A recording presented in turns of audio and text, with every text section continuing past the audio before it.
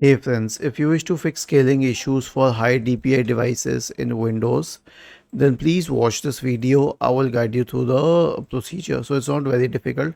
Here's what you have to do.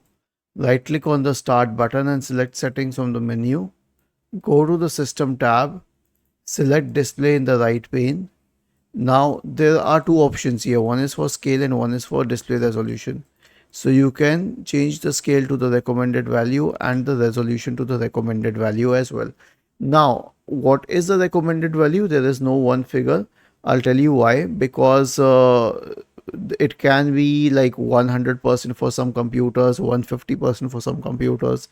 For my computer, it is 125%. So you simply need to check whichever has the word recommended written in front of it and select that one. In 99.9% of cases, it will solve the problem. If not, then search for device manager in the Windows search bar and open the device manager. Expand the list or display drivers. Right click on the first one, update it, right click on the second one and then update it. Was this helpful? If yes, then please subscribe to the channel. If not, then let us know in the comment section of the video on how we could help you further.